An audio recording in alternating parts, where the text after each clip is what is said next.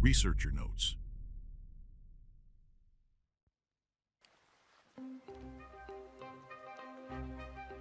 I still can't understand exactly what happened. As they often say today, perhaps it was some kind of reality shift, or even a glitch in the Matrix. The thing is that I have a very old tablet, released back in the early 2000s. It has a small screen that you have to work a special stylus on in order to get an image to appear on the monitor. This stylus is two small caps that screw into each other, and inside them is a tiny AAA battery. Since the stylus itself is quite old, its top cap has been damaged for a long time. A crack appeared right where the threads go. Because of this malfunction, it became extremely inconvenient to use the stylus. The cap was constantly tilted sideways, and I had to make an effort to keep it from falling out. Once a year, I usually replace the old battery with a new one, but every time I had the same problem. So recently I decided to buy a new battery and replace it. When I started to install it in the stylus, suddenly I discovered an oddity. The crack was no longer there. The caps screwed on perfectly, as if they had never broken. I checked it several times over the past couple days, and I never found any signs of damage. It really does seem like some sort of mystical accident or just an amazing coincidence.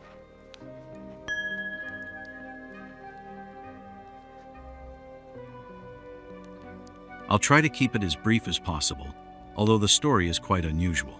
I was in a hurry to get to work in the morning, running a little late, so I asked a friend to give me a ride. At 7:48 a.m., I texted her that I was ready to go out. We quickly packed up and hit the road. As we drove, I noticed that at the intersection, the clock read 7:58, the same reading on my phone and on the dashboard in my friend's car. Then I remembered that I needed to alert the receptionist that I might be a little late, since we were only a couple minutes away from the start of the day and still had about 7 or 8 minutes to go. As I typed the message, I kept an eye on the time. What was my surprise when, instead of the expected 7:59 to 8 o'clock, the clock suddenly showed 7:45. It happened simultaneously on both my watch and the dashboard of the car. After a while, we got to our destination, and I made it to work on time, even though I was originally expected to be a little late.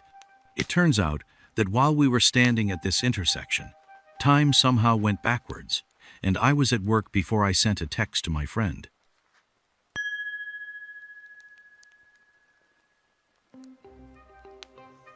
In the mid-1980s, I had an incident like this. One afternoon, I was riding on a trolley bus. At one of the stops, I noticed an elderly woman in a white scarf. She stood at the edge of the sidewalk and watched our vehicle as it drove away. It was only a few minutes away from the next stop. The trolley bus was moving quite fast, and there were no traffic lights along the way. And imagine my amazement when, at the next stop, I saw the same old lady again. She was standing in the same white kerchief and was also looking into the distance. It was obvious that physically there was no way she could have made it here on foot in such a short time. As we pulled away from the stop, I realized clearly that I had witnessed something truly extraordinary.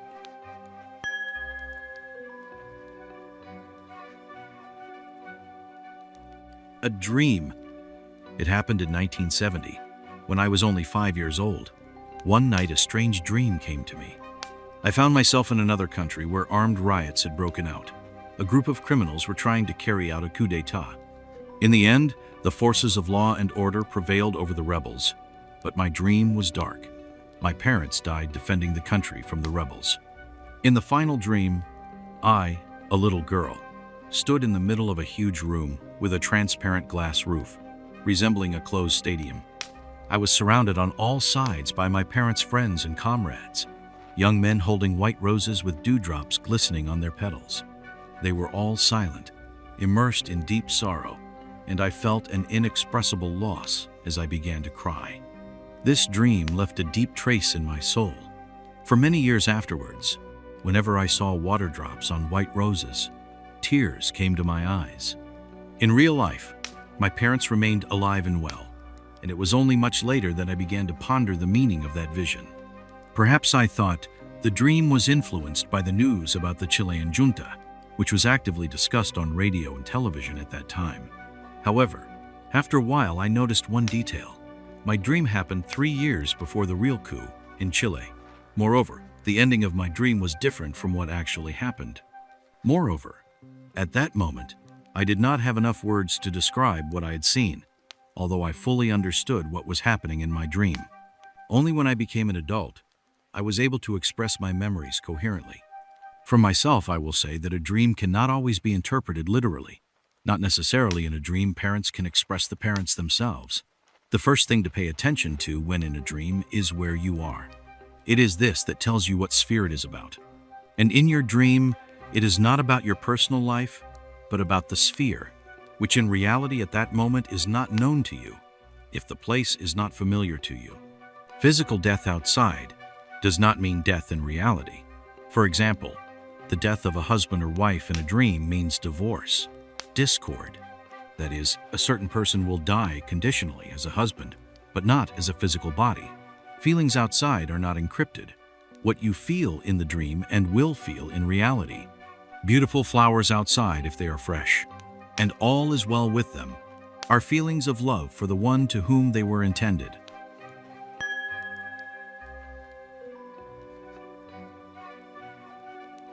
Bride.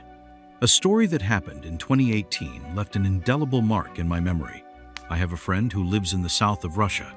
She has an amazing ability to see prophetic dreams and is characterized by hypersensitivity.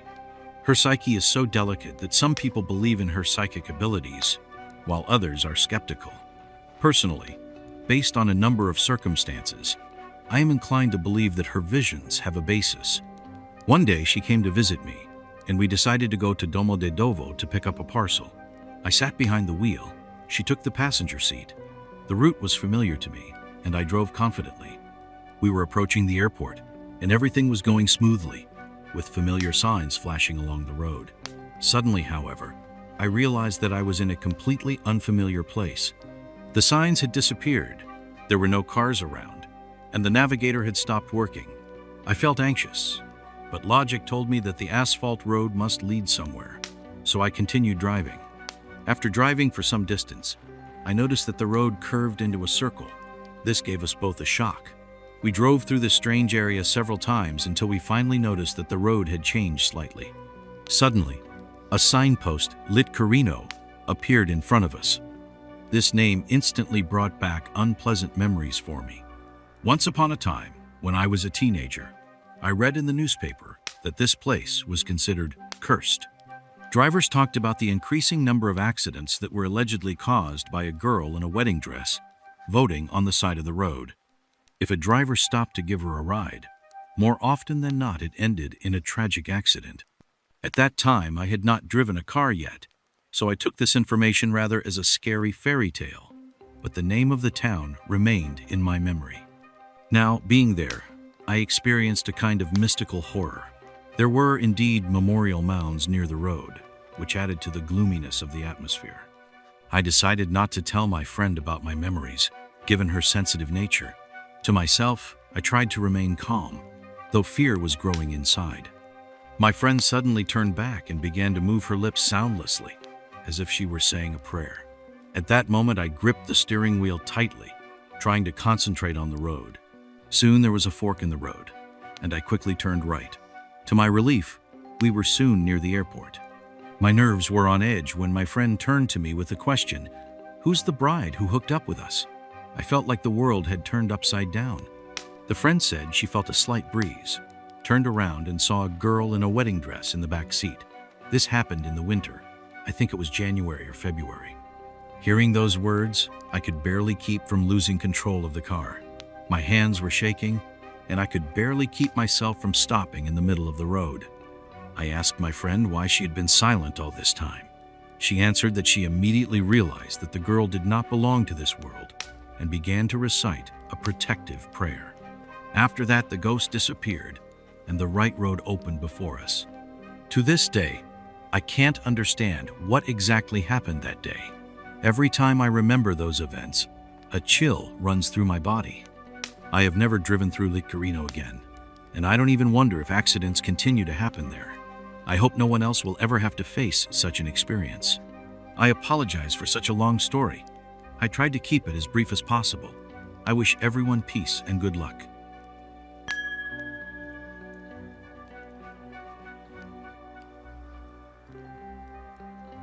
This incident took place in 1989, when I had just started my first year of study at a vocational school in the town of Torshoek.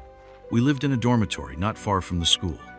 My room was on the 4th floor, and there was a small refrigerator in our hall, which was used for storing household products by all 4 rooms of our block. One night, I had an unusual dream. In it, symphonic music was playing, which gradually intensified, reaching its peak, and then suddenly stopped, as if an invisible conductor had abruptly lowered his baton. It was at this point that I woke up. The room faced the landing, and any sounds from outside were clearly audible. Before I could regain consciousness, I heard the soft creak of stairs. Someone was slowly ascending to our floor. The door swung open with an ominous squeak, and footsteps approached our refrigerator. The stranger opened the door, took something from it, and then quietly withdrew through the communal kitchen into another hallway. I was scared and didn't dare leave the room to scare the intruder. It's worth noting that local guys sometimes found ways to sneak into our dormitory, and we tried to avoid any contact with them. In the morning, the girls discovered a partial loss of groceries and raised a real commotion. I shared my observations from the previous night, and we concluded that some intruder had sneaked into our room. The next night, the story repeated exactly the same. First the music, then the footsteps. This time, I did not hesitate and woke up all the neighbors. We again detected the theft of food. It was decided to inspect the whole floor, and eventually the culprits were found. It turned out that it was our own neighbors, girls from the orphanage. A year later, we were transferred to another dormitory at the factory, where new surprises and adventures awaited us.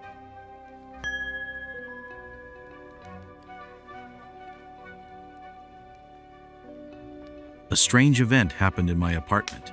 One spring day, I think in May or even near the end of April, I found a white woolen scarf on the coat rack in the hallway. At first glance, it seemed to be nothing special. Perhaps one of the guests had simply left it behind. However, after asking all my acquaintances, I found out that no one recognized the scarf as their own. In the end, I decided to keep it and wore it myself for a long time. Later, my son got married, and the newlyweds came to live in my apartment. His wife soon began to complain that the apartment reminded her of a Bermuda Triangle.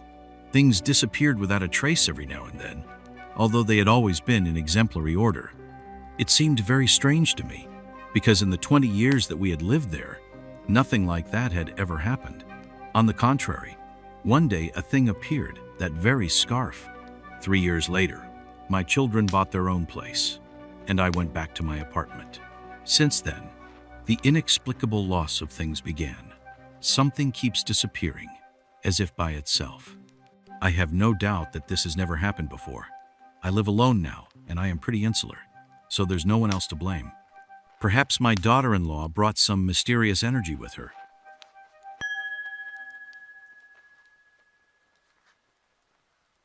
When I was about 4 years old, a strange thought suddenly appeared in my head. I am alive, real, and the people around me are only imitations, not real beings. I called them skeletons. I probably had no other suitable words to describe my theory. In my mind, there were other real people, but there were far fewer like me. It was these skeletons that predominated around me.